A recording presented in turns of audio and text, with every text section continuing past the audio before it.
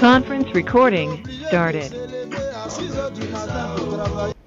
Voilà, vous êtes donc toujours à l'écoute de notre émission Jacques Roger Show sur Nera Radio, une spéciale émission. Alors, nous allons donc en quelques secondes avoir donc l'honorable Kwadwo Kona Bertin, voilà. Alors, pour nos amis donc de la Guinée, nous serons donc avec vous aux environs donc de 18 heures.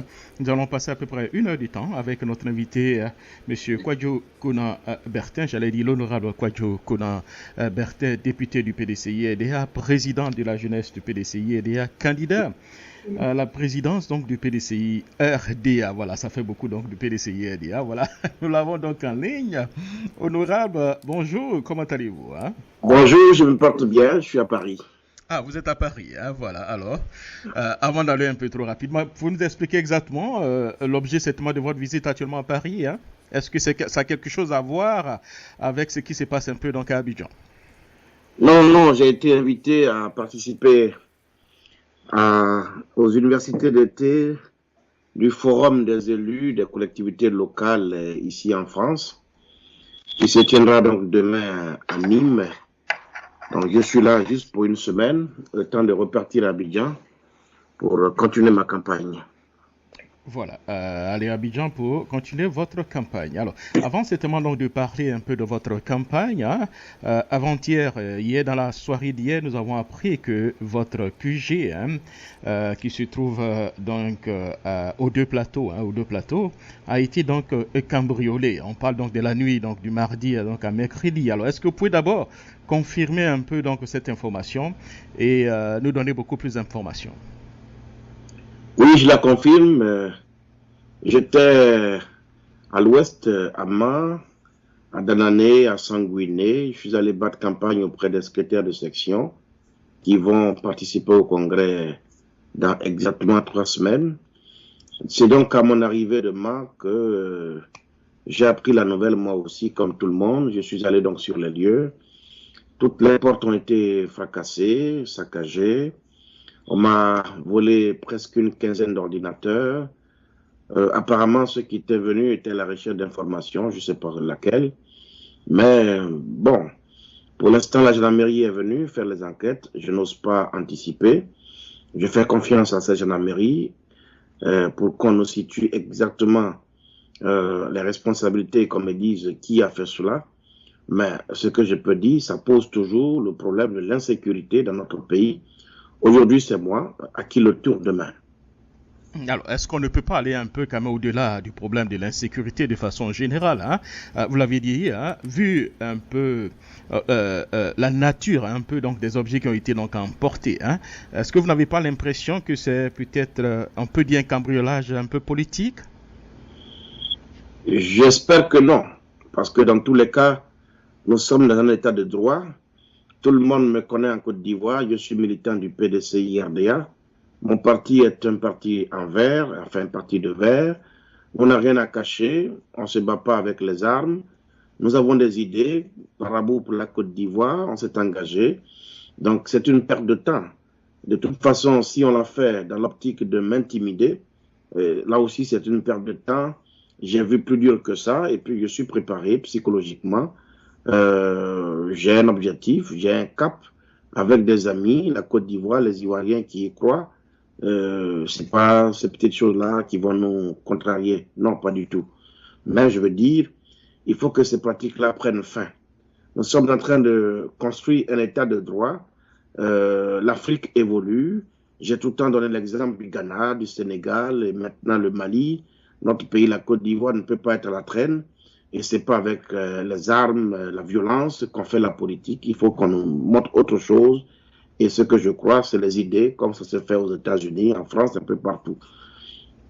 Alors, cela nous amène aussi à parler un peu donc de votre sécurité. Est-ce que au-delà certainement donc du cambriolage un peu donc de votre QG, vous-même, est-ce que vous vous sentez réellement en sécurité dans votre pays depuis que vous avez lancé un peu votre campagne? Il n'y a pas de raison que je ne me sente pas en sécurité. C'est vrai que les menaces verbales, ça c'est le lot quotidien. Nous sommes habitués depuis le coup d'État de 99 Je veux dire, nous vivons de cela. J'ai toujours pensé, si je fais la politique, c'est parce que je suis mu par le désir de servir les Ivoiriens, de proposer autre chose aux Ivoiriens. Et c'est pas par les armes, la violence qu'on fait la politique. Donc, il faut que cela cesse. De toute façon, si le problème de la Côte d'Ivoire, ou du moins la solution à notre problème résidait dans les tueries, je pense qu'on ne serait plus là où nous sommes. Tellement on a tué les hommes dans ce pays-là pour la politique. Il faut passer à autre chose. Autre chose, il faut assainir ce milieu-là et il faut faire en sorte que le personnel politique ivoirien soit de qualité. Soit des qualités. Alors, c'est là ce qui nous amène donc à parler un peu donc de votre campagne sur le terrain pour les auditeurs donc du Jacques Roger Show et ceux qui nous écoutent un peu partout dans les quatre coins donc du monde. L'honorable Kwadwo Konan-Bertin est non seulement le président de la jeunesse du PDCI-EDA, membre du bureau politique et candidat à la présidence donc du parti. Donc, le congrès doit se tenir donc le mois prochain. Alors, vous avez donc effectué donc une mission donc de sensibilisation un peu donc en Côte d'Ivoire. Après déjà, j'allais dire quelques semaines. Quel est un peu donc le bilan donc de votre tournée? Jacques, je te remercie pour toutes ces occasions que tu me donnes de faire connaître mes idées à mes frères des États-Unis, un peu partout dans le monde. Je l'ai dit la première fois que nous avons parlé, que si j'ai posé ma candidature, c'est parce que j'ai la ferme conviction que je vais gagner ce congrès. Ce congrès-là se gagne auprès des secrétaires généraux. Ils sont environ 3000, sinon 2852 ou 56 par là, 3000. Chaque secrétaire va au congrès avec un jeune qui se trouve être le jeune que nous avons désigné et une femme, donc ça fait à peu près 9000 membres statutaires, plus 1000 membres du bureau politique et les membres du conseil politique. Je fais ma tournée, je viens de Mans avant-hier, j'ai rencontré les secrétaires généraux de Mans, sous-préfecture et Mans commune, Logoualé, Sanguiné, Danané, Benouin, Jonien. Partout, c'était un accueil populaire. Les militants sont enthousiastes parce que tout simplement, il n'y a qu'à se référer au thème du congrès.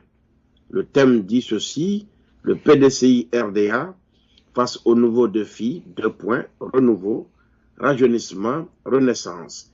Nos militants savent très bien que si le thème est l'aspiration profonde de nos militants, alors de tous les candidats déclarés, je suis le candidat qui répond donc à ces critères de renouveau, de rajeunissement et de renaissance. Alors je peux vous dire, il y a une semaine et demie, au moins 200 secrétaires généraux d'Abidjan et banlieue ont pris position clairement au cours d'une conférence de presse à la maison du parti pour dire qu'ils me soutiennent. J'ai été dans le pays baoulé au sein de la Côte d'Ivoire. J'ai été à Lakota, j'ai été à Sassandra où j'ai rencontré les secrétaires généraux de Sassandra, de Fresco, de Tabou, de Grand Bérébi et de San Pedro. Les choses se passent très bien. J'étais donc récemment à Boisseau, à Yamé, Maféré, à Diaké, Bassam, Bonois. Tout se passe très bien. Je suis à Paris. Dès que je rentre en Côte d'Ivoire, j'attaque le nord de la Côte d'Ivoire où nos militants sont en effervescence en attendant mon arrivée. Donc, je dis encore une fois, je suis confiant et je réserve la surprise à nos militants parce que je gagnerai ce congrès. Vous allez gagner donc ce congrès. Alors, revenons pratiquement un peu donc au niveau donc de l'organisation de ce congrès. Vous avez émis beaucoup de réserves et vous avez demandé un peu les états généraux. Alors, pouvez-vous nous expliquer un peu le pourquoi? Vous savez, ce congrès-là sera un congrès électif. Et nous savons très bien que le PDCI a perdu du terrain. Si je suis candidat, c'est parce que je veux faire en sorte que le PDCI redevienne le parti de l'ensemble des Ivoiriens. Ça veut dire qu'il faut que l'implanter sur l'ensemble du territoire. Le PDCI doit se réconcilier avec ses valeurs anciennes, les valeurs de rassemblement. Nous, notre force réside dans notre union. Ça suppose qu'en sortant de ce congrès-là, quelle que soit l'issue, nous devons être unis parce que juste après le congrès, il y aura la vraie bataille, et bien la bataille de la présidentielle de 2015. Alors, pour que nous soyons unis, il faut que nous mettions en place des règles de jeu claires auxquelles adhèrent l'ensemble des candidats, de sorte que chacun soit obligé à respecter le verdict des urnes. Ça veut dire quoi? Nous devons avoir un comité paritaire qui organise le congrès, en tenant compte. Or, pour l'instant, le comité d'organisation mis en place, dirigé par Nyami Ngora et Dikawe, ce comité-là est entièrement à la solde d'un candidat, le candidat Henri Konan Bédié. Ce comité ne peut donc pas organiser un congrès dans l'impartialité et puis amener tous les candidats à accepter le scrutin, le verdict des urnes. C'est pourquoi nous demandons donc un comité paritaire. Ça suppose que chaque candidat a au moins désigne donc ces éléments qui participent donc à la mise en place donc de ces comités, le comité électoral, la commission qui s'occupe des badges, ainsi de suite. Une fois que ces choses-là sont mises en place, il n'y a pas de raison que notre congrès ne soit pas un congrès apaisé et puis que ce soit pas une occasion d'une grande fête populaire. Et nous allons donc renaître pour espérer gagner les élections en 2015. Alors, de l'autre côté du camp donc de M. Henri Konan Bédié, on dit que M. Kakabe demande trop, il veut réinventer donc la roue. Eux-mêmes disent que ce congrès, selon M. Adjoumani, sera donc le congrès de la transparence. Alors, que répondez-vous à ces personnes qui pensent que vous demandez trop, que bon, le PDCI-RDA n'a pas une histoire et par le passé, les congrès ont été organisés donc de cette manière? Personne ne peut me conter l'histoire du PDCI-RDA, c'est vrai. Relativement, on peut dire qu'on est jeune, mais nous avons participé au moins à 2 ou 3 congrès du PDCI-RDA. L'avant-dernier congrès du PDCI s'est tenu dans les mêmes conditions avec Fologo comme candidat, Henri Konan Bédié comme candidat. Il y a eu une commission, un comité paritaire qui a été mis en place.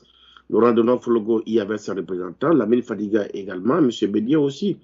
Il n'y a pas de raison que cette fois-ci, les choses se passent autrement. Écoutez, dans toutes les démocraties au monde, les choses se passent exactement de cette façon-là. Donc, je pense que la sagesse va nous habiter tous le moment venu, parce que déjà que nous avons perdu du terrain, déjà que le parti est considérablement affaibli, c'est pas moi qui ai inventé l'expression du PDCI rabougri, ça reflète une certaine réalité. Et si nous voulons donc le renouveau du parti, la renaissance du parti, je pense que ce congrès-là, il faut l'organiser avec un peu de sérieux et surtout un sens élevé de la responsabilité et ne pas tomber dans la légèreté comme je constate de la part de certains grands frères. Voilà, c'est un grand frère. Alors, on a parlé aussi un peu donc de l'idée un peu donc du pré-congrès. Certaines personnes mentionnent aussi un peu des congrès un peu donc éclatés, avec près de 12 000 délégués qui doivent aller certainement participer donc à ces élections. Vous ne pensez pas que l'idée d'un congrès éclaté peut être une bonne chose en soi, ou bien vous avez certainement déjà une solution, ou bien le PDCI a déjà prévu une solution pour ça? Il y a deux possibilités. C'est exactement avec ce même nombre de militants, membres statutaires, que nous avons désigné le candidat du PDCI en 2005, Henri Konan Bédié. Et cela se fait au stade Champrou. Le stade Champrou est encore là. Il n'a pas diminué en capacité. Le nombre de membres statutaires n'a pas augmenté non plus. Donc, on peut tenir un congrès valablement dans ce même stade avec le même nombre statutaire. Et puis, voilà, ça peut se faire ainsi. Maintenant, si on estime que ce n'est pas possible, alors on fait un congrès éclaté. C'est exactement ce qui se fait aux États-Unis. Alors, chaque région organise son congrès, chaque région vote, et puis chaque candidat a ses représentants à ces congrès éclatés-là, et les résultats sont compilés et transférés donc à un centre de données à Abidjan, et puis on organise une grande cérémonie de restitution de nos résultats. Mais je dis, on ne peut pas, sous prétexte qu'il n'y a pas une salle pour contenir l'ensemble des militants, empêcher que des membres statutaires, des secrétaires généraux, des jeunes et des femmes aillent à ce congrès. J'entends dire dans les propositions de Nyami Ngora qu'on choisirait 10 jeunes pour aller au congrès, 10 femmes pour aller au congrès. Comment peut-on envisager de reconstruire le PDCI de demain avec 10 jeunes sur 4000 membres statutaires? Non, l'avenir du PDCI-RDA, si on le construit pour les jeunes, ne peut pas se faire sans les jeunes. Alors, je vous dis, soit qu'on se retrouve tous au stade Champrou, ou alors on fait un congrès éclaté, mais les deux choses sont possibles pour que le PDCI renaisse. Alors, vous êtes un peu opposé aussi donc à la réduction donc du nombre certainement donc de délégués. Hein. Je crois que vous êtes en alliance avec une alliance pour le renouveau donc du PDCI du démocratique, c'est bien cela. Hein. Alors, pourquoi êtes-vous un peu opposé à la réduction donc de membres, les membres les délégués, j'allais dire. Oui, il faut une base populaire pour que le futur président du PDCI-RDA ait une légitimité. Parce que n'oubliez pas que nous sommes pratiquement en 2014. 2014, c'est une année de croisière. Nous devons aller aux élections présidentielles. Et comment voulez-vous que des secrétaires généraux de section, des jeunes et des femmes qui ont porté le PDCI-RDA dans des conditions difficiles, sous déjà Robert Gueye, sous Laurent Gbagbo, et maintenant, et cela soit exclu d'un rendez-vous aussi important que celui-là, c'est-à-dire aller décider pour l'avenir du PDCI-RDA. C'est inacceptable et c'est ce que nous dénonçons. Alors, c'est ce que donc vous dénoncez. Alors, pour l'heure, vous avez donc émis donc des réserves ou bien des critiques par rapport donc à la candidature de M. Henri Konan Bédié. Hein. Le camp donc de M. Henri Konan Bédié disent que ce n'est pas la première fois que au Congrès, vous avez donc la possibilité donc d'amender un peu les statuts et règlements intérieurs afin que M. Henri Konan Bédié puisse participer. Alors, vous avez participé donc à beaucoup donc de congrès. Hein. Vous avez dit vous êtes 7 jeunes, hein, mais au niveau donc du PDCI et ADA, vous avez donné plus donc de 20 ans hein, de votre vie. Alors, expliquez-nous hein, comment le congrès se passe et s'il doit y avoir une modification, comment ça doit se passer? Écoutez, pour couper court à tout ça, moi je ne suis pas juriste, mais j'ai pris attache avec des juristes en Côte d'Ivoire que j'ai saisis officiellement, à qui j'ai confié mon dossier. Eux vont étudier la question parce qu'il y a quand même une loi en Côte d'Ivoire qui régit les partis politiques. Et puis le président Henri Konan Bédié, lui-même président de la République de Côte d'Ivoire, a signé un décret en son temps. Tous les partis politiques doivent se mettre en conformité avec cette loi de la République.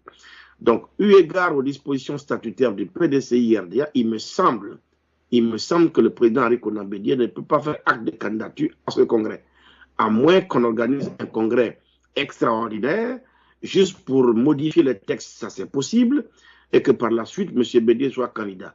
Bon, nous allons rentrer dans une bataille juridique, ça appartient donc aux avocats et aux juristes.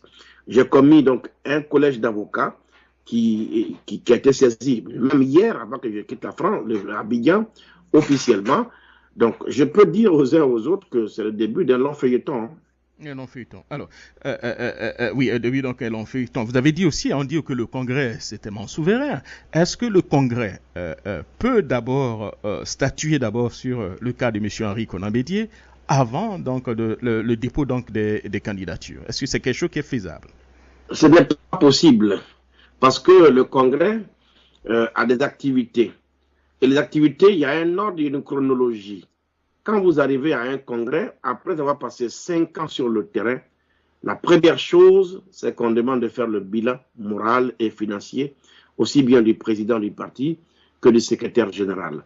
Quand nous avons fini cela, maintenant, nous passons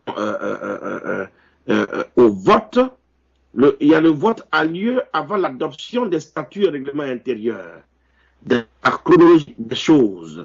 Alors, si on doit voter, c'est en fonction des textes existants. Et puis, les textes et les lois ne se prennent pas pour le présent, ils se prennent pour l'avenir. Et comme la loi n'est pas rétroactive, elle ne peut pas s'appliquer à ce congrès-ci.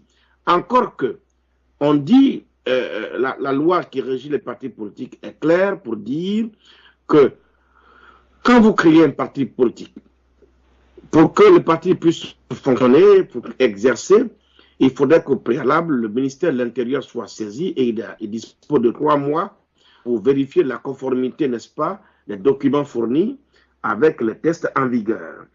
Les modifications donc des statuts et règlements intérieurs du parti sont soumis aux mêmes exigences. Ça veut dire que si nous modifions nos statuts, il faut les porter au ministre de l'Intérieur, à moins que le ministre de l'Intérieur soit à notre congrès et que séance tenante, il s'assure que tout est en conformité, qu'il signe en même temps et que cela soit valable.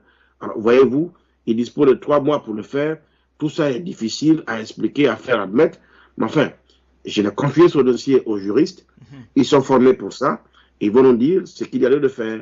Voilà, tout ceci, vous avez dit, c'est un peu long, mais ce n'est pas du tout impossible. Comme l'avait dit, il y avait déjà une possibilité que le ministre de l'Intérieur soit aussi dans la salle.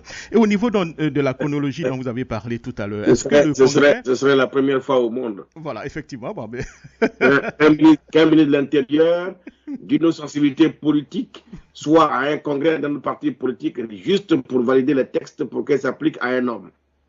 D'accord, voilà. Au niveau donc de la chronologie dont vous avez parlé, au niveau du Congrès, est-ce que le Congrès ne peut pas modifier la chronologie? Non, pas la chronologie. Le Congrès peut modifier les statuts et règlements intérieurs. Oui, c'est un fait, mais pas la chronologie. Ok, d'accord. Alors, on vous a vu aussi, on peut dire un peu en campagne, avec les trois autres candidats, à savoir M. Alphonse Djekemadi, M. Nyamie Yao et M. Kwasi Yao. Hein. Est-ce qu'on peut parler certainement donc d'une candidature unique pour aller affronter M. Henri Konan Bédié, ou bien vous êtes en train de coordonner vos actions afin que ce congrès soit un peu transparent? Non, il faut exclure toute idée de candidature unique. Nous sommes des candidats autonomes et nous avons décidé d'unir nos forces pour obtenir des conditions minimum ou minimales plutôt acceptables pour une élection, je veux dire une élection qui soit juste. C'est tout. Maintenant, une fois que les conditions sont créées, nous allons au Congrès, chaque candidat défendra clairement ses chances. Chaque candidat défendra aussi ses chances. Alors, la presse avait annoncé donc aussi votre rencontre avec M. Henri Konan Bédié, que vous serez donc parti donc à Daokro, vous engenouez pour demander un peu pardon au président Henri Konan Bédié. De quoi s'agit-il? Qu'est-ce qui s'est réellement passé à Daokro? Ce n'est pas dans ma nature de me mettre à genoux devant quelqu'un. Pour ceux qui me connaissent, c'est un peu ça. Bédié est mon père, il est le président du PDCI-RDA, j'ai beaucoup de respect pour lui, je dirais même que j'ai beaucoup d'admiration pour lui, mais de là à penser que j'irai me mettre à genoux devant le président Bédié, c'est un peu... il est le président du parti, je suis le président de la générale du PDCI-RDA jusqu'à la fin du prochain congrès, et puis c'est mon père. Chaque fois qu'il aura besoin de moi, j'irai l'écouter. Et puis nous sommes à la veille d'un congrès extrêmement important que nous voulons apaiser. Si les candidats ne se retrouvent pas, ne se rencontrent pas pour discuter des conditions à réunir pour que ce congrès soit apaisé, comment allons-nous procéder? N'oublions pas que nous sommes un parti de dialogue. Donc partout où on m'invite au dialogue, je réponds présent. Il n'a jamais été question de mettre à genoux et je le ferai à aucun motif. Alors, nous savons que nous sommes au PDCI-RDA, il y a quand même un peu quelques secrets, mais est-ce qu'on peut au moins savoir exactement de quoi vous avez parlé? Ce que je peux vous dire, c'est que le président m'a invité, j'ai été à Daokro, mais en conclusion, nous sommes donné rendez-vous au Congrès en nous souhaitant mutuellement bonne chance. Vous n'avez pas parlé un peu donc de tout ce qui vous différencie? Nous sommes au PDCI-RDA jusqu'au Congrès, je n'exclus pas que nous nous revoyons 2, 3, 4, 5, 10 fois, peut-être c'est possible, avec Djekemadi et tous les autres. Je dis la première rencontre s'est achevée sur cette note-là. Nous nous sommes donné rendez-vous au Congrès et puis nous sommes souhaités bonne chance mutuellement. Quel est son état d'esprit? Est-ce qu'il vous a accueilli comme il avait l'habitude de le faire ou bien là c'est comme un adversaire? C'était différent. C'était différent. D'accord. Merci beaucoup, M. Kwadjo Konan Bertin. Avec votre permission, nous allons prendre donc quelques questions de nos frères donc, du panel. Voilà, nous allons aller du côté donc, de Paris avec le docteur Jean-Aimé Mouketou, qui est aussi à Paris comme vous. Peut-être qu'on va aussi vous mettre en contact. Un grand combattant pour la démocratie en Afrique et surtout donc au Gabon. Alors, docteur Jean-Aimé Mouketou, allez-y pour votre question.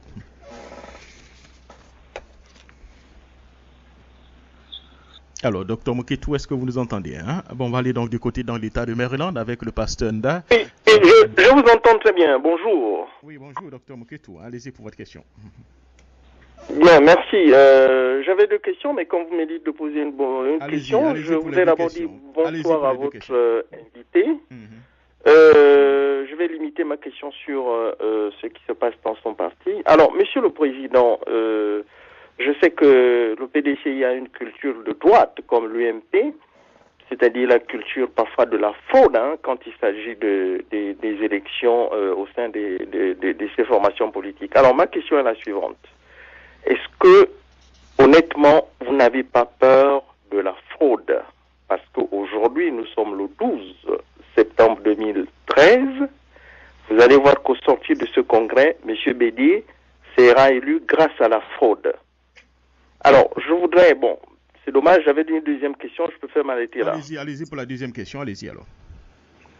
La deuxième question a un rapport avec ce qui se passe à l'international. Ça concerne votre pays. Vous suivez ce qui se passe en Syrie. Il y a eu mort d'hommes. Dans votre pays, il y a eu mort d'hommes. Vous, pourquoi la communauté internationale ne s'est pas mobilisée quand les Ivoiriennes et les Ivoiriens ont été assassinés sauvagement par des brigands, par les dozos que vous avez soutenus? D'accord. Alors, et qui ont tout fait pour mettre le docteur Alassane Ouattara à la tête de la Côte d'Ivoire. Alors, j'aurais vraiment voulu que tout se tourne autour quand même de un peu national, un peu donc au niveau donc du Congrès et puis donc du parti. Oui, mais il a parlé de la présidence, il a appelé à être président de la République de Côte d'Ivoire. Donc l'international, oui, c'est quelque chose qui doit développer s'il est élu en 2015 comme président de la République de Côte d'Ivoire. Je suis d'accord avec vous. Le frère Mouketou, c'est ça, non? C'est ça, docteur Mouketou, oui. Oui, docteur Mouketou, oui, depuis Paris. Alors, je vais commencer par la deuxième question. Vous savez, notre pays relève d'une situation, je veux dire, douloureuse. Il a besoin de se reconstruire, il a besoin de renégocier son unité, il a besoin donc de réconciliation. C'est une parenthèse assez difficile, je veux dire, pour mon pays, assez honteuse aussi, triste, que nous sommes en train de surmonter. Donc, je pense que un homme politique qui aime la Côte d'Ivoire et qui veut la revoir renaître, le plus important, ce n'est pas de remuer le couteau dans la plaie. C'est vrai que de temps en temps, il faut s'appuyer sur le passé pour construire la paix. Mais ça doit faire en sorte que nous puissions donc surmonter cette période-là. Elle a eu lieu dans notre histoire. Il faut recoller les morceaux. La Côte d'Ivoire vit l'ère maintenant de la réconciliation. La réconciliation, je pense que depuis quelques semaines, il y a quand même quelques actes qui se posent. Moi, ma vision des choses, c'est quoi?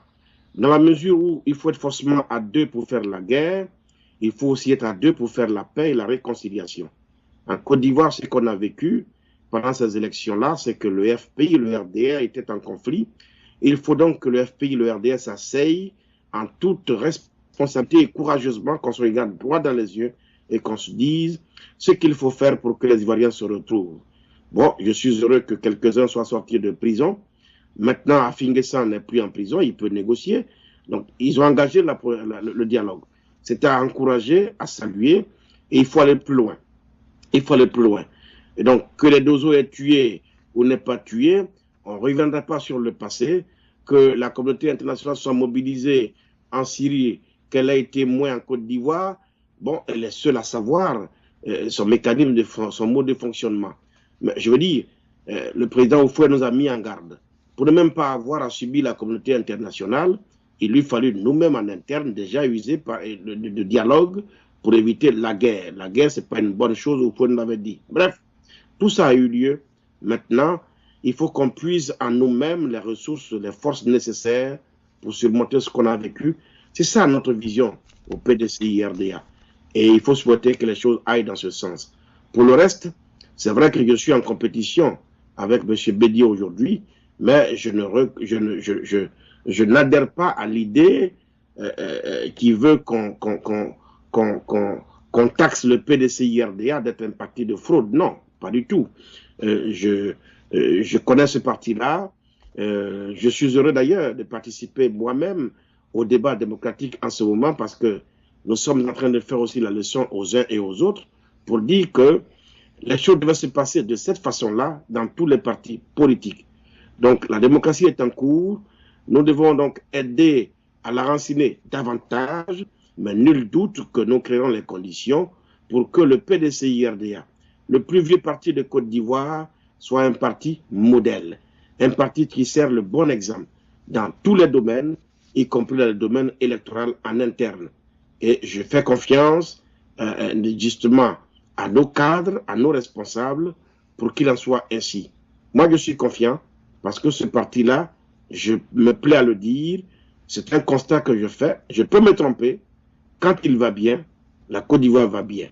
Si donc le PDCI-RDA a un destin intimement lié à celui de la Côte d'Ivoire, alors faisons en sorte qu'il recouvre le PDCI, donc la santé, pour que la Côte d'Ivoire guérisse définitivement. Moi, je suis confiant et j'ai bon espoir. Voilà. Merci, Dr Mouketou. On reviendra à vous si on a un peu de temps encore. Je vais aller donc du côté donc de Madame Yohan depuis l'État donc de Maryland. Madame Yohan, allez-y pour vos questions. Vous avez participé aussi à une réunion du PDCI-RDA dans votre région. Alors, vous avez donc l'honorable en ligne. Allez-y, Madame. Merci, Jacques. Bonsoir, honorable. Bonsoir. Oui, tout à l'heure, la de Jacques de savoir si les 3 membres de l'Alliance pour le développement démocratique du PDCI, vous feriez bloc au Congrès pour une candidature unique, je dis non. Est-ce que ce ne serait pas un risque d'éparpiller les voix sur 3 au lieu d'un candidat par rapport à la masse de candidatures supposées pour créer par le candidat Henri Konan Bédié. Et en cela, je rejoins la question du docteur Mouketou. Il ne faut pas se leurrer, il y avoir des fraudes, puisqu'on commence déjà à acheter des voix, alors que tous les secrétaires généraux sont du côté de Bédié. Est-ce que vous prendrez le risque d'aller tous les 3 vous aligner au Congrès et de rassembler vos voix autour d'un candidat unique pour faire front à Henri Konan Bédié? Voilà ma question. Merci, Mme Yohan. Je suis heureux de vous retrouver ce soir encore. Ça fait bien longtemps qu'on ne s'est pas vu. En même temps que je voulais vous rassurer. La politique dit c'est la saine appréciation des réalités du moment. Nous sommes dans un processus et à chaque instant, nous faisons l'appréciation qu'il faut faire. Donc, les questions de candidature, une ou séparées, vont être appréciées au jour le jour, au fil du temps, et au Congrès, nous verrons bien les choses. Maintenant, je voulais vous rassurer. C'est bien, c'est vrai que vous êtes un peu loin de la Côte d'Ivoire, mais si tous les secrétaires généraux étaient donc acquis à la Côte de M. Bédié, alors j'arrêterai ma campagne tout de suite. Je viens de vous dire une chose. À Abidjan, 200 secrétaires généraux se sont réunis à la maison du PDCI RDA et ont invité les journalistes pour dire qu'ils me soutiennent. Je viens de Mans, j'ai été à San Pedro. Je n'ai pas le sentiment que tous les secrétaires généraux soient avec Henri Konan Bédié. Des délégués ont fait des motions de soutien. On a commis des secrétaires généraux pour faire des motions de soutien qu'on avait rédigées d'avance et qu'on leur a imposées. C'est bien. Mais les motions de soutien, quelle que soit leur quantité ou le degré donc des montagnes de motions de soutien, et ça ne peut pas avoir raison de la détermination des militants à rajeunir le PDCI, à le moderniser et à le faire renaître. Voyez-vous ce que je veux dire? Moi, je suis confiant parce que je connais nos militants. Il n'est pas exclu qu'on achète quelques-uns parmi nous, mais les temps ont changé. La Côte d'Ivoire connaît des mutations profondes. Le PDCI, RDA et ses militants sont conscients des enjeux. Et l'enjeu principal, c'est le retour au pouvoir de ce parti-là en 2015, je dis bien 2015 et pas après. Devant ça... Et là, nous devons être tous prêts. Merci beaucoup. Merci, mon frère.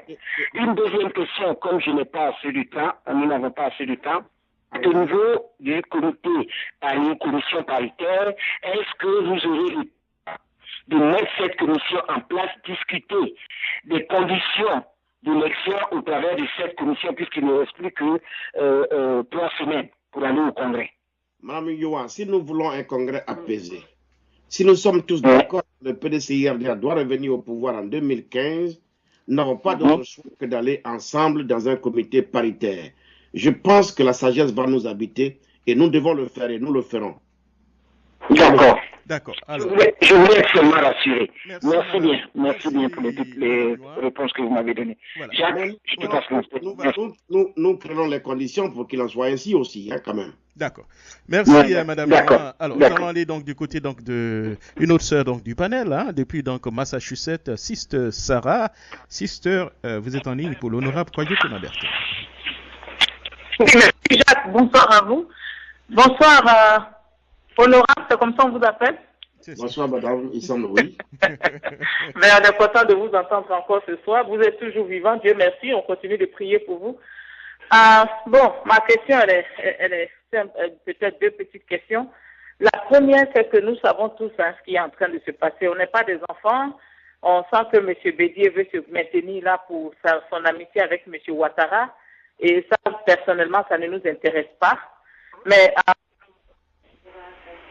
si vous arriviez au Congrès demain et que vous voyez que aller en rang séparé va vous rendre un peu faible par rapport à M. Bédier, est-ce que vous êtes prêts à vous mettre ensemble, tous les trois, derrière un seul candidat, pour permettre au PDCI de passer au rajeunissement auquel vous aspirez tous là-bas au sein du PDCI? Je veux dire, par exemple, vous comme un candidat unique, ou bien M. Djé Madi, ou bien l'autre candidat. C'est possible. D'accord. Il ne faut pas déballer les batteries, hein, c'est ça? Non, écoutez, non, je vais vous dire la chose suivante. Ce qui compte, ce n'est pas les individus. C'est le désir affiché de changement. Maintenant, si M. Djé Madi peut incarner ce changement-là, il n'y a pas de raison qu'on ne l'y accompagne pas. Si c'est Kakabe qui accompagne ce changement, il n'y a pas de raison qu'on ne l'y accompagne pas. Le plus important, c'est que nous soyons déterminés à opérer la rupture et le changement qui soit positif en faveur et du PDCI et de la Côte d'Ivoire. Eh bien, si c'est ma personne, ma modeste personne qui peut l'incarner, je fais confiance à mes aînés pour que, comme ça a été le cas avec Félix Houphouët-Boigny, parce que n'oubliez pas, Gabriel Dadié et ses compagnons qui sont allés chercher Félix Houphouët-Boigny étaient plus jeunes qu'eux. Mais ils ont vu en Houphouët-Boigny quelqu'un qui avait plus de talent pour diriger le syndicat agricole. Et comme je constate sous nos yeux que l'histoire, ce n'est rien d'autre que la répétition des faits, il n'est pas exclu que mes anciens me choisiront pour que je refasse exactement ce qu'a fait Houphouët en 45 et 46. D'accord. Alors maintenant, puisque vous êtes député, hein, nous ne sommes pas au pays, on entend beaucoup de choses. Il y a beaucoup de lois qui sont votées, qui sont élaborées ou analysées. Quelle est l'atmosphère actuelle aujourd'hui au sein de l'Assemblée nationale? Comment est-ce que ça se passe? Le PDCI continue de subir, ou bien est-ce que vous avez votre mot à dire dans toutes ces nombreuses lois qui sont en train d'être mises sur pied, nationalité, droit forestier, etc., etc. Merci, honorable. Merci, Jacques. Madame, malheureusement, la démocratie, semble-t-il, c'est la loi, c'est disons la dictature de la majorité sur la minorité. Le PDCI-RDA est largement minoritaire à l'Assemblée nationale, encore que ce petit noyau ne parle pas le même langage, et ça fait déjà que vous comprenez la suite. Hein. Notre voix ne porte pas à l'Assemblée, en tout cas pour l'instant, et toutes les lois se votent bien malgré nous, et nous sommes obligés de subir. Oh oui, mais quand vous dites bien malgré vous, hein, mais quand même, au moins ces lois, le plus souvent sont votées à l'unanimité ou bien pratiquement au moins à 80-90%, ce qui veut dire que les députés du PDCI-RDA participent. Hein? Alors Jacques, je ne veux pas être un charlatan ou un devin, mais je ne suis plus convaincu que tous les députés du PDCI-RDA partagent le même idéal en ce moment. Et il n'est pas exclu que les semaines à venir nous réservent quelques surprises. Des surprises, d'accord. Merci donc, honorable. Hein. On va aller donc du côté donc, de l'État de Maryland avec l'écrivain M. Laurent Agueyi. Allez-y pour votre question. Merci Jacques. Bonsoir honorable. Bonsoir. Bonsoir. Alors, je vous assure que nous n'avons pas été vraiment contents d'apprendre encore une fois que vous avez été l'objet d'une agression, vos bureaux et autres. Dieu merci, on ne vous a pas trouvé dans le bureau. Alors, la question qui me passe par la tête, qu'est-ce qu'on peut reprocher à Kakabe et qui est-ce que peut vouloir vous agresser alors, qui est-ce qu'on peut soupçonner actuellement? Parce qu'on nous dit que nous sommes dans un pays de droit, un pays démocratique, et nous apprenons des agressions. Qu'est-ce qui se passe? C'est la première question. La deuxième question, vous vous apprêtez à aller à votre congrès. Mais est-ce que, à la sortie de ce congrès, nous allons voir un PDCI rejoindre l'opposition avec le RPI et un autre PDCI accroché au RHDP. Est-ce que c'est à cela que nous attendons après ce congrès? Parce qu'on a l'air que Vétier ne veut pas se séparer du RHDP. Merci, honorable. Alors, je voulais vous rassurer et puis vous faire remarquer ceci. À la convention qui s'est tenue à Yamoussoukro il y a quelque temps, même les secrétaires tirés sur le volet par Henri Konan Bédié pour lire des motions et dire ce qu'ils voulaient entendre, ils n'ont pas tous manqué de revendiquer une candidature du PDCI en 2015. Ça veut dire que nous sortirons du Congrès avec un appareil de reconquête de pouvoir d'État. Et comme 2013 n'est pas loin de 2015, je pense que nous n'aurons pas le temps d'animer une opposition puisqu'il faut aller tout de suite aux élections de 2015. Allô, on m'entend? Oui, bien sûr, vous êtes en ligne, oui. Donc, on doit aller aux élections de 2015. Alors, pour vous rassurer, le PDCI-RDA ressortira de ce congrès renforcé, restauré, avec la détermination de reconquérir le pouvoir d'État en 2015. Si le PDCI pense que c'est dans une alliance qu'il peut reconquérir le pouvoir d'État, eh bien, il le fera. Mais je vous rappelle, à toute fin utile, que même notre alliance dit quoi? Au premier tour des élections présidentielles, chaque parti membre de l'alliance a un candidat et c'est seulement au second tour que les trois autres soutiennent celui qui vient en bonne position. C'est le scénario qui s'est passé en 2010 et les termes d'alliance n'ont pas changé. Ça veut dire que c'est le même scénario qui va se répéter donc en 2015. Ça suppose, il faut être clair, il faut être honnête, dire la vérité aux Ivoiriens. Au premier tour des élections présidentielles de 2015, le PDCI aura un candidat. Le RDR a déjà un candidat, ça veut dire que nous sommes adversaires au premier tour. Tout au moins, si le RDR vient encore en deuxième position, enfin au deuxième tour, le PDCI le soutiendra si l'alliance tient toujours. Mais si nous nous mettons au second tour, alors nous devons faire en sorte que le PDCI soit au second tour pour avoir le soutien du RDR. En tout cas, nous sommes dans cette logique et nos militants sont dans cette logique pour la plus grande majorité. Je ne vois pas comment les choses pourraient se passer autrement. Pour la suite, moi-même, je suis, en ce qui concerne le premier volet de votre question, je suis moi-même à m'interroger sur d'abord les raisons d'une telle agression et puis qui peut l'avoir fait. Je dis pour l'instant, notre gendarmerie a ouvert les enquêtes, je lui fais confiance, je ne vais pas anticiper, mais je veux savoir. Une fois que les choses auront été clarifiées, alors, on m'entendra. D'accord. Alors, nous allons aller donc du côté avec le pasteur Aka, depuis donc de la Virginie. Pasteur Aka, vous êtes en ligne. Oui, bonsoir, Monsieur Jacques, bonsoir, honorable. Bonsoir. Oui. Je voudrais remercier la radio qui nous donne la possibilité d'intervenir. Tout à l'heure, dans votre intervention, vous avez parlé de l'élection juste et claire, connaissant le PDCI par son expérience.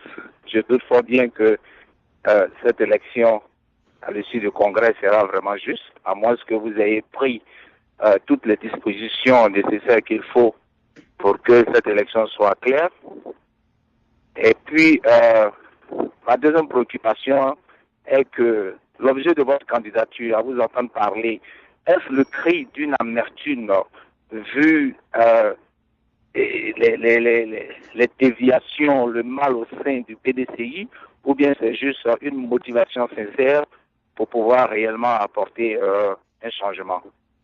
Voilà, et puis une question comme ça parallèle. Quelles sont vos relations que vous avez avec le président Alassane? Je vous remercie. Avec qui? Avec qui? Le président. Vos relations, quelles sont vos relations avec le président Alassane? D'accord, en tout cas, merci. Je voudrais vous dire la chose suivante.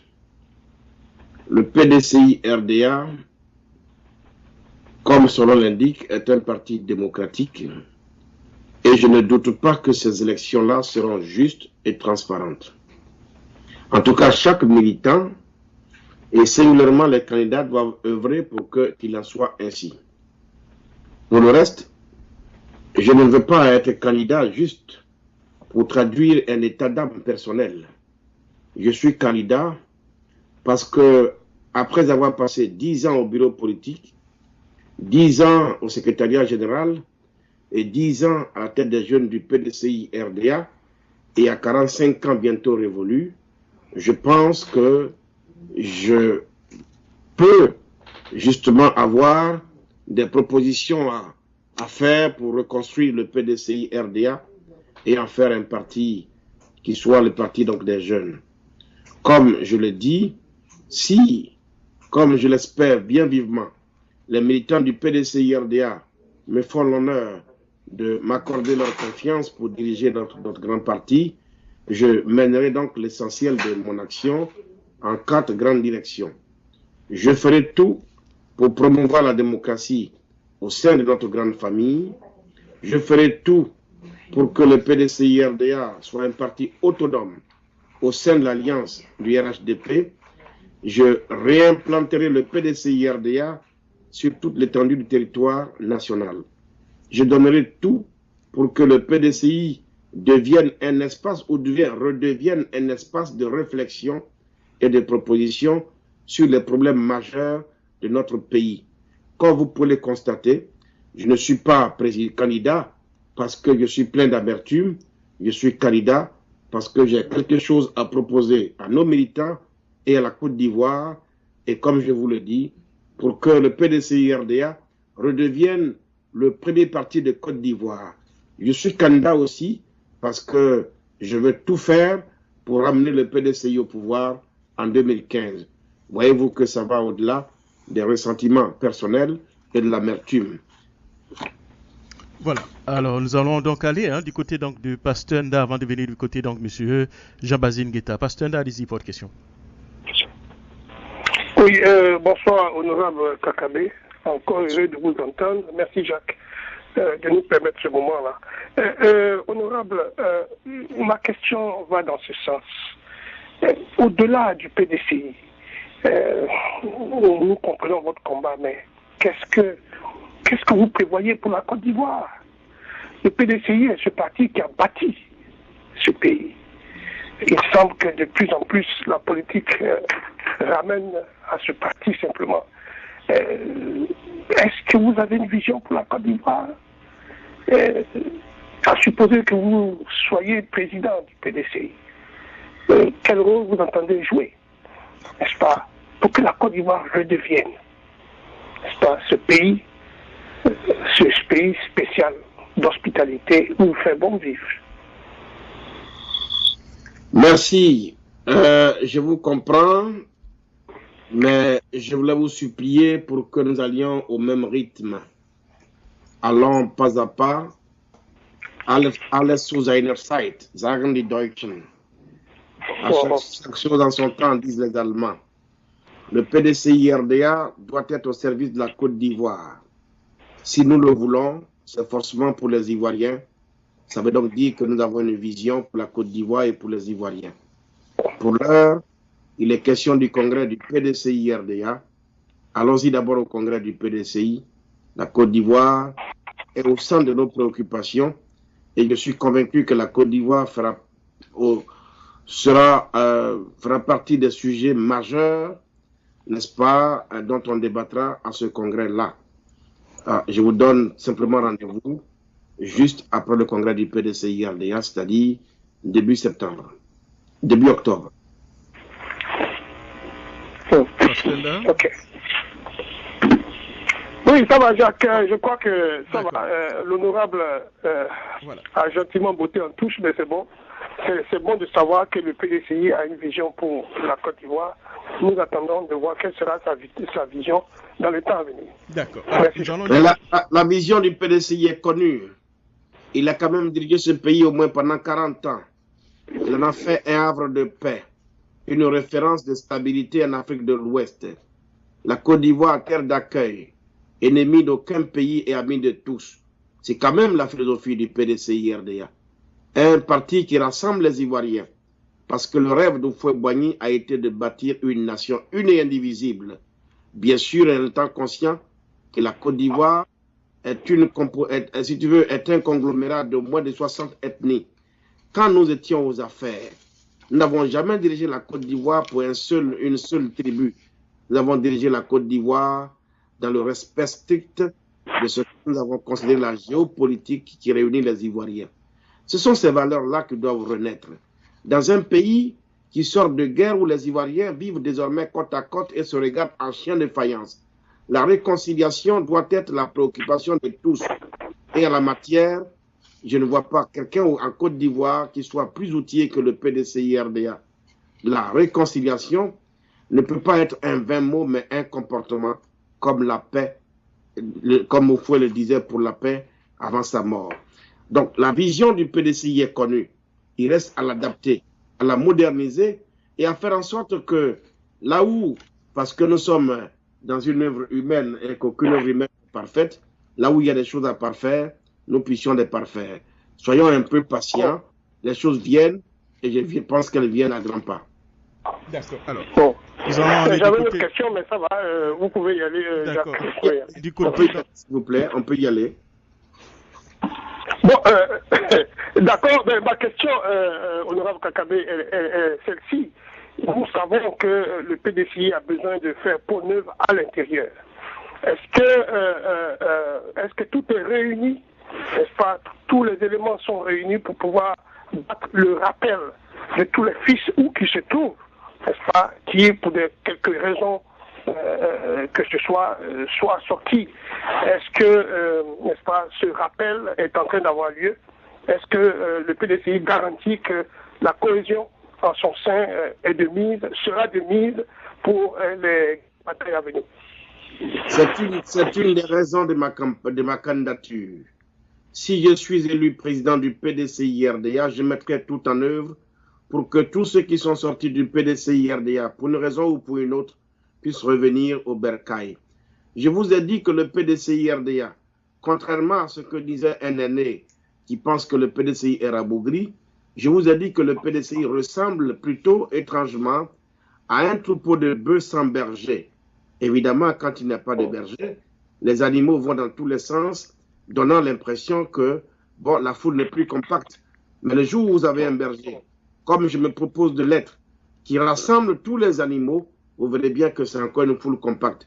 Et je vous rassure que si je suis président du PDCI-RDA, une de mes missions, c'est de battre le rappel des troupes pour qu'aucun des enfants d'Houphouët-Boigny ne soit resté à la touche. Voilà, merci. Alors, monsieur Jean-Basile Guetta, allez-y. Oui, Jacques, bonsoir l'honorable Kakabe. Tout à l'heure, vous avez fait, je pense, un petit peu le bilan du parcours de M. Bédié à la tête du PDCI. Lorsque vous dites que le PDCI aujourd'hui ressemble à un troupeau sans berger, alors que nous savons que le berger à qui on a confié le PDCI, c'est bien M. Henri Konan Bédié. Alors, quel bilan vous faites de la gestion de M. Henri Konan Bédié à la tête du PDCI depuis 1993 jusqu'à aujourd'hui? Parce que tout à l'heure, vous avez aussi mentionné le fait que, bon, d'autres partis sont sortis du ventre du PDCI et tout ça, je pense que ça fait partie de la gestion du PDCI de M. Henri Konan Bédié. Alors, donc, quel bilan vous faites du président Henri Konan Bédié à la tête du PDCI, honorable? Mais les choses sont claires. Houphouët nous a laissé un parti avant sa mort. Je me souviens très bien que Diény Kobna a été traité de solitaire prêchant dans le désert. Diény Kobna a été accompagné pendant qu'il sortait du PDCI-RDA. Il a créé le RDR. Aujourd'hui, on doit avouer que le RDR est au pouvoir et nous sommes obligés de squatter et de l'accompagner. Après Diény Kobna et le RDR, cette hémorragie-là, il y a eu donc le rendez-vous de l'UDPCI avec Robert Guéhi. Après, Mel Théodore est parti et a créé l'UDCI. Fologo a créé donc le RPP. Daniel Bonnet-Clavry est parti. Heureusement que le PDCI est comme la mer, qui ne tarit pas. Mais je pense que depuis la mort d'Houphouët, il y a eu trop de preuves. Et puis il y a eu beaucoup de déchirures. les gens sont sortis massivement.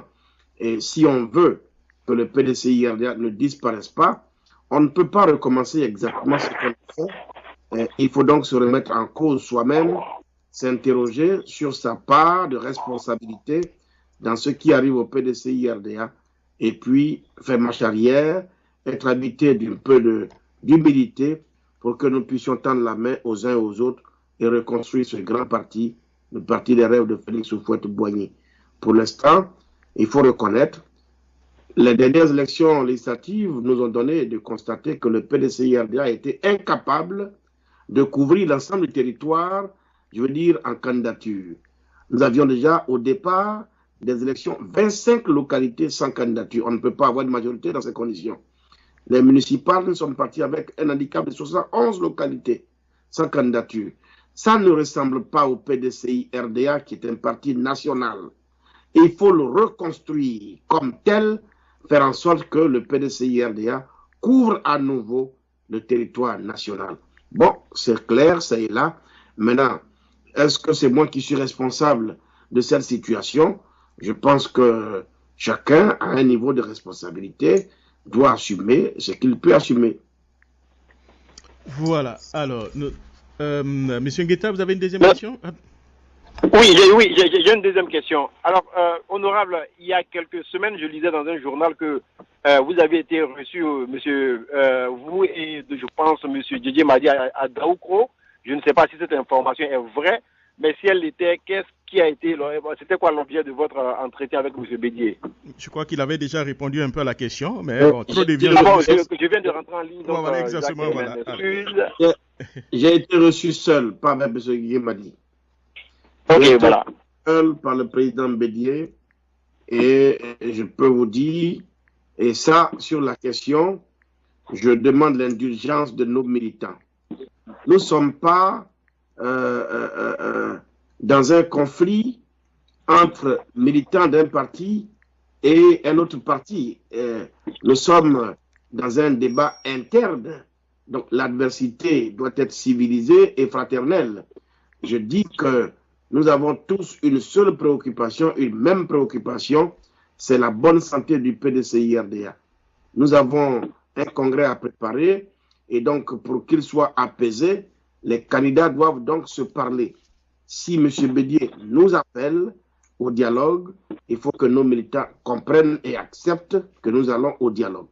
Le tout, c'est que chacun de nous ait ses convictions et qu'il ne se renie pas. Moi, je ne suis pas homme à me renier. J'ai été à ce rendez-vous-là et comme je vous l'ai dit, ça a été un premier. Je pense qu'il va en avoir encore d'autres. Les Anglais vous disent « wait and see ». Voilà. Oui. Jacques. Oui. Avec votre indulgence, moi j'ai une autre question vraiment très pertinente. Je sais qu'au EDR, vous êtes très gourmand. Au EDR, vous êtes très gourmand. Allez-y. Oui, Jacques. Je n'étais pas sur la radio depuis près de 2 semaines. Oui, monsieur l'honorable Kakabe, vous qui connaissez très bien monsieur Henri Konan-Bédié, dites-nous, avec ce que nous avons connu en Côte d'Ivoire, surtout la situation de conflit et de post-conflit, pourquoi est-ce que le président Bédié n'a toujours pas, je pense à mon avis, communiqué à donner vraiment sa position? On dit aujourd'hui que M. Bédié est celui-là qui peut réconcilier les Ivoiriens et c'est ce qui motive, je veux dire, son intention de candidature. Alors que moi, je n'ai pas connaissance encore que depuis près de 10 ans, M. Bédié vraiment soit venu à la télévision, au moins pour 1 heure, 2 heures de temps, comme on avait l'habitude de le voir avec le président Houphouët-Boigny, vraiment entretenir les Ivoiriens sur les questions profondes de notre société, de notre pays. Qu'est-ce qui fait que M. Bédié se mure dans ce mutisme-là? Alors qu'au même moment, on lui dit que c'est celui-là qui est aujourd'hui vraiment le ciment de la réconciliation, c'est celui-là qui a le levain de la réconciliation en Côte d'Ivoire. Alors que son attitude est vraiment en contradiction avec ce que on nous dit, honorable. Écoutez, à 45 ans, je ne pense pas avoir la prétention de dire ou de croire que je connais suffisamment le président Bédié.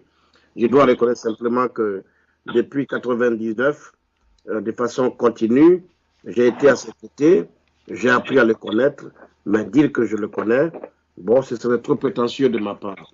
Pour le reste, ce que vous dites fait partie des constats que je fais et je n'en dirai pas plus. Voilà. Alors, merci. Merci, honorable. Voilà, on va aller du côté donc de la majorité présidentielle et puis nous allons conclure. Hein, voilà. Alors, Monsieur Alfred, depuis l'État donc de Delaware, allez-y, vous êtes en ligne. Bonsoir Jacques, vous m'entendez? Oui, je vous entends, allez-y.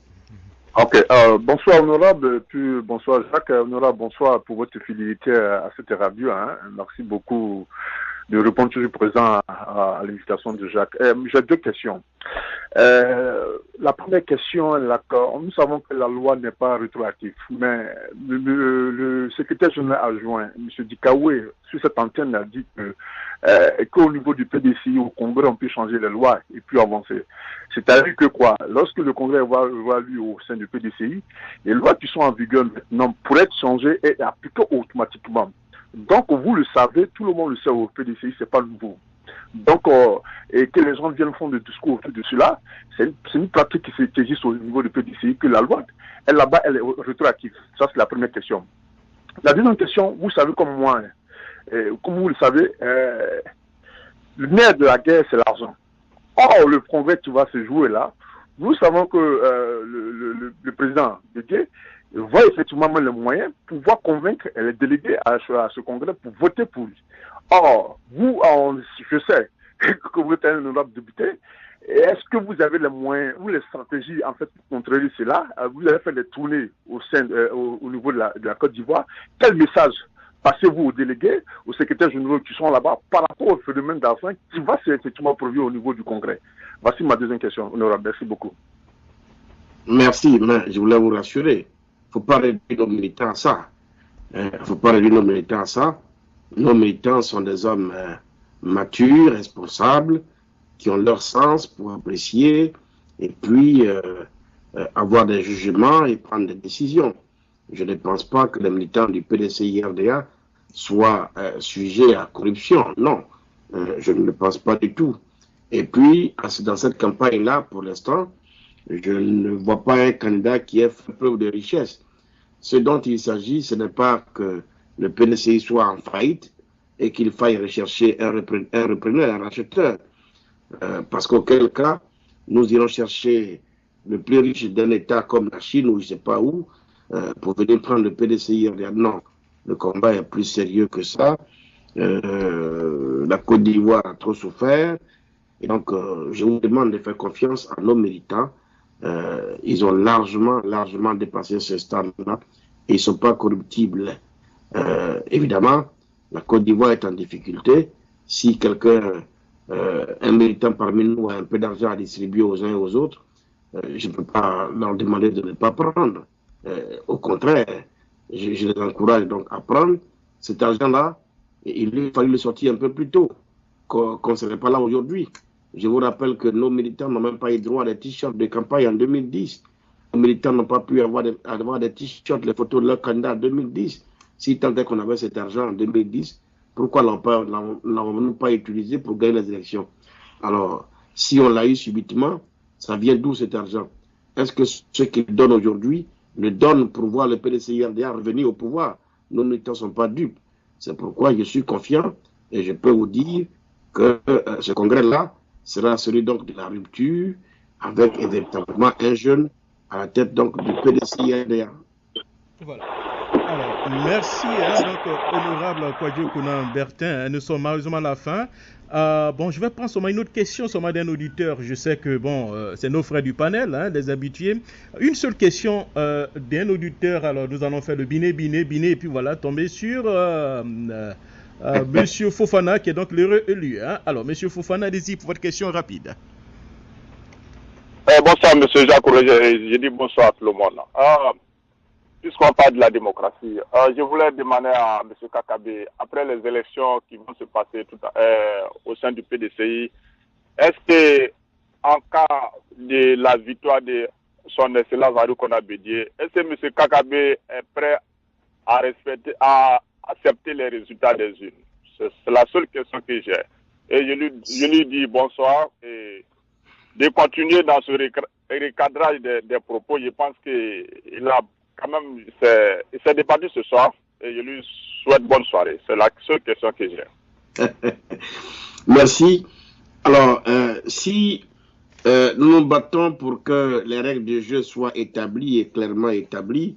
C'est parce que nous avons donc le souci donc de respecter donc la volonté de nos militants, celle qui va être exprimée dans les urnes. Si donc les conditions sont créées pour que nous ayons une élection transparente, équitable, si je suis battu, c'est la règle du jeu. Tout jeu de ce genre obéit à deux principes. Soit on perd, soit on gagne. Si je perds, eh bien, je reconnaîtrai ma défaite et puis je continuerai à œuvrer de là où je serai au rayonnement du PDCI-RDA. Même soldat perdu, je demeure un soldat et je combattrai toujours pour le PDCI-RDA. D'accord. Alors, encore une fois, merci beaucoup, les auditeurs vous êtes en ligne. Peut-être que nous allons certainement vous avoir une autre fois. Mais avant de vous laisser partir, on va permettre certainement à l'un des doyens, donc des délégués, ici en même temps, de vous souhaiter à Kwaba. Alors, il s'agira donc de M. Ndri Bernard depuis l'État donc, du Texas. Alors, Ndri, allez-y. Bonsoir, Jacques. Bonsoir, Kakabe. Bonsoir. Oui, nous sommes ravis de t'avoir chaque fois sur la radio. Prochainement, quand tu vas à Daoukro, il faudrait dire à Bédier que moi aussi j'ai besoin d'argent. Bédier n'en a pas, contrairement à ce que les gens disent. À distribuer. Ok. Bon, c'était pour te saluer. On est à la prochaine. Merci beaucoup. Alors, honorable Kwadjo Konan-Bertin, pendant au moins 10 minutes, vous avez donc entretenu donc de sans faux fuyant, répondu donc aux questions donc des frères du panel et puis disons un auditeur. La prochaine fois peut-être que nous allons vous mettre directement en contact avec les auditeurs sans les frères donc du panel. Alors, nous allons vous donner au moins 5 minutes pour vous adresser donc à vos compatriotes, aux militants du PDCI-RDA et surtout même j'allais dire aux Africains qui vous écoutent. Allez-y. Le message, j'allais dire donc d'espoir. Merci encore une fois, Jacques. C'est l'occasion que je voudrais saisir pour réaffirmer à tous mon engagement au service d'un parti, le PDCI-RDA, un parti de paix, un parti de dialogue. Un engagement parce que le PDCI lui-même s'est engagé à bâtir une nation une et indivisible et qui soit prospère. Le peuple de Côte d'Ivoire, c'est un seul peuple qui a une seule dignité. J'invite les Ivoiriens, de là où ils se trouvent, à ne jamais perdre de vue que l'essentiel, c'est que nous soyons unis. Nous devons renégocier notre avenir en commun, parce que nous sommes dans une communauté de destin. Nous avons traversé des moments difficiles. L'espoir est encore permis. Nous pouvons donc nous retrouver autour des valeurs de la démocratie. Aujourd'hui, c'est le PDCI-RDA qui donne l'impression de se livrer et de vous donner un spectacle. Bien au contraire, aux yeux de tous, au grand jour, nous sommes en train de démontrer que le débat est possible dans un parti politique et que le PDCI s'appelle bien Parti démocratique de Côte d'Ivoire. J'invite tous les autres partis politiques en Côte d'Ivoire à faire autant. Respectons les textes. Parce que nous devons enraciner la démocratie dans notre pays. Faisons en sorte que déjà, dans nos partis politiques, nous soyons justement imprégnés du b.a.-ba de la démocratie pour qu'aucun d'entre nous, une fois qu'il accède au sommet de l'État de Côte d'Ivoire, ne soit justement pénétré de l'idée de vouloir tripatouiller la loi fondamentale. Regardez autour de nous, les choses évoluent. Au Sénégal, les choses évoluent. Au Ghana, les choses évoluent. Même au Mali hier, les choses évoluent. La Côte d'Ivoire n'a pas le droit de rester à la traîne. Nous devons plutôt renouer avec notre destin, notre culture, notre passé. Nous avons toujours été un pays stable, un pays de démocratie, où les élections se déroulent sans forcément qu'on ait recours à la peur. La politique en Côte d'Ivoire commence à effrayer les Ivoiriens. Parce qu'on constate qu'on y vient désormais pour trouver la mort. Or, la politique est au service, n'est-ce pas, du peuple. Faisons en sorte d'anoblir cette politique et faire en sorte que le personnel politique ivoirien soit de qualité. Nous le devons à notre pays parce que la Côte d'Ivoire nous a trop donné. Oui, ne perdons pas espoir en ce peuple, en ce pays-là. Nous avons l'avenir devant nous. Pour l'heure, je demande à nos militants de se remobiliser, de rester unis. Nous irons au Congrès. Le temps qui précède le Congrès, c'est le temps des empoignades. Les empoignades qui se situent strictement au niveau des idées, au PDCI-RDA. Ce temps-là passera et le PDCI-RDA se retrouvera. Parce que nous avons un seul objectif, c'est ramener ce pouvoir, ce parti-là au pouvoir. Et je suis convaincu que 2015, ce sera l'année du PDCI-RDA. Voilà, merci. Merci beaucoup. Honorable, et